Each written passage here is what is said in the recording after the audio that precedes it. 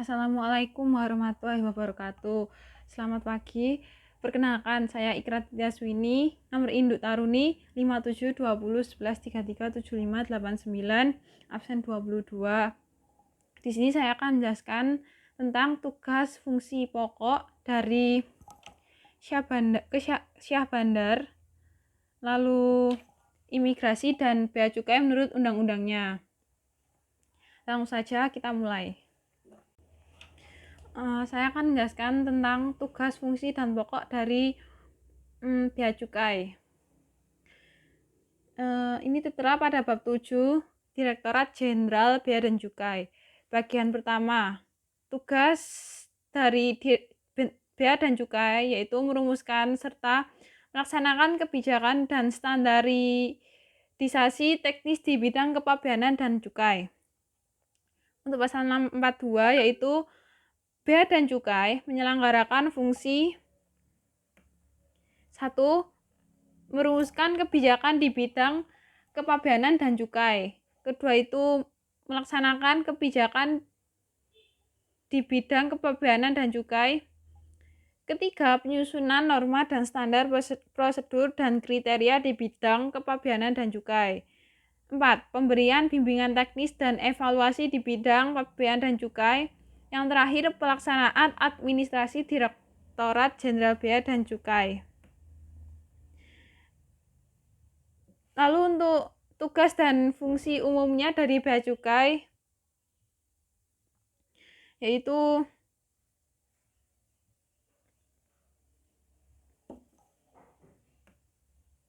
menyelenggarakan perumusan dan pelaksanaan kebijakan di bidang pengawasan, penegakan hukum, pelayanan, dan optimalisasi penerimaan negara di bidang kepabeanan dan cukai sesuai dengan peraturan dan undang-undang yang berlaku. Sebenarnya hampir sama-sama sebelumnya.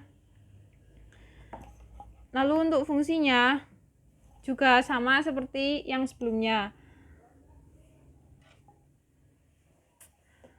Begitu. Selanjutnya bagian keimigrasian atau imigrasi.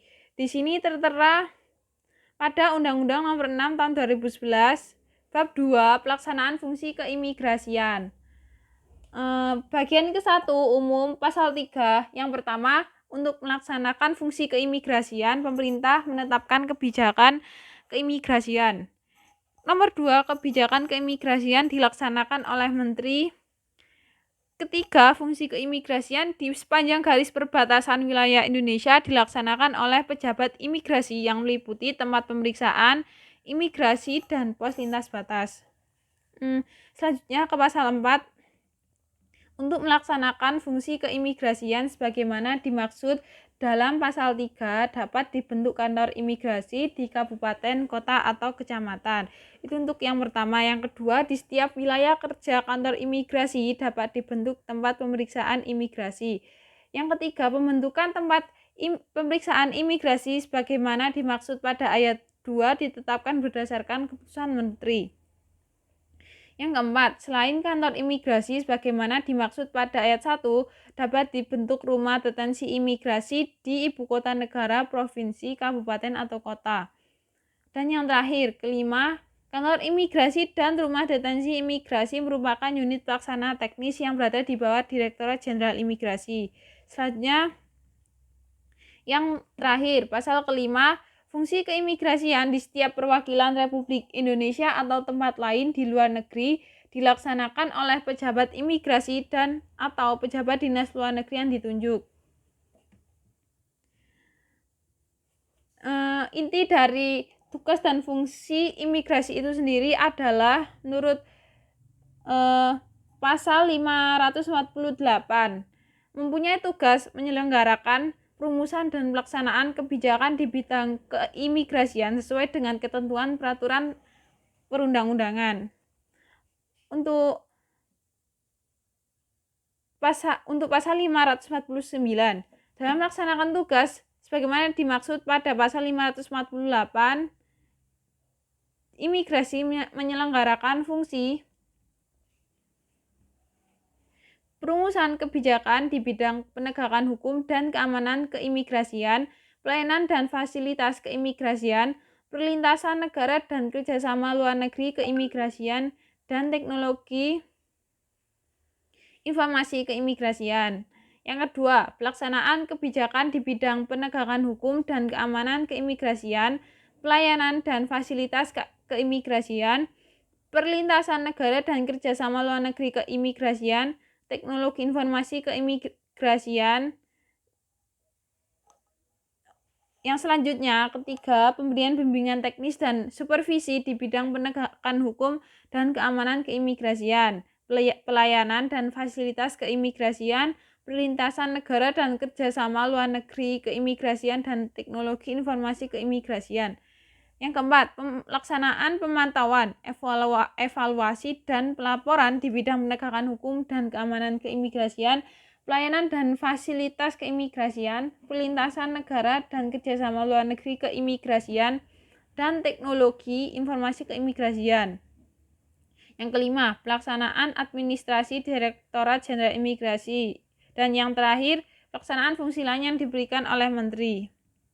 Yang selanjutnya di sini, yang terakhir yaitu tentang tugas dan fungsi dari Kesyahbandaraan atau Syahbandar. Tertera pada Undang-Undang Nomor 17 Tahun 2008. Bab 9, bagian pertama, Pasal 207. Syahbandar melaksanakan fungsi keselamatan dan keamanan pelayaran yang mencakup pelaksanaan, pengawasan, dan penegakan hukum di bidang angkutan di perairan, kepelabuhanan, dan perlindungan lingkungan maritim di pelabuhan. Yang pertama. Yang kedua, selain melaksanakan fungsi sebagaimana dimaksud pada ayat 1, Syahbandar membantu pelaksanaan pencarian dan penyelamatan Search and Rescue atau SAR di pelabuhan sesuai dengan ketentuan peraturan perundang-undangan.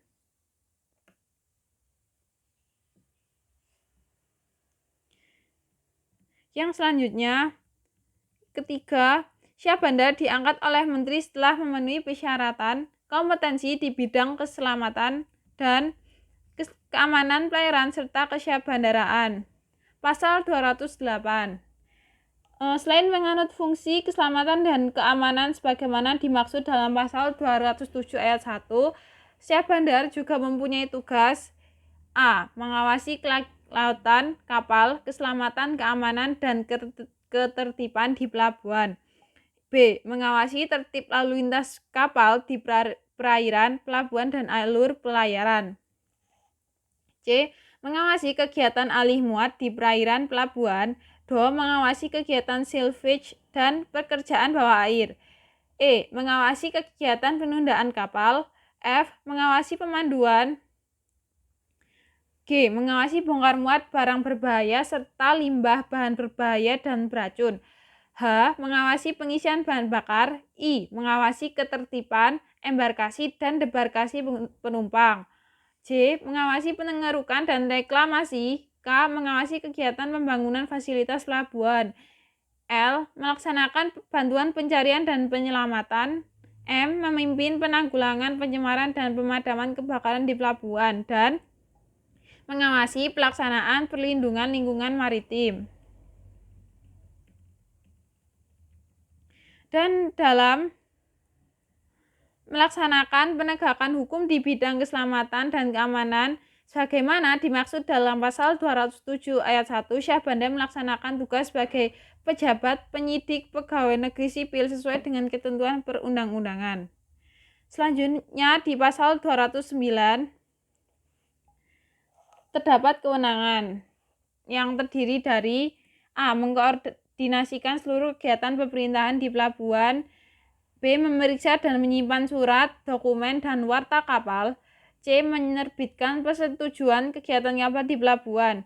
D. Melakukan pemeriksaan kapal. E. Menerbitkan surat persetujuan berlayar. F. Melakukan pemeriksaan kecelakaan kapal. G. Menahan kapal atas perintah keadilan. Dan H. Melaksanakan sijil awak kapal. Untuk pasal yang terakhir, pasal 210. Untuk melaksanakan fungsi keselamatan dan keamanan pelayaran sebagaimana dimaksud dalam pasal 207 ayat 1 dibentuk kelembagaan Syahbandar.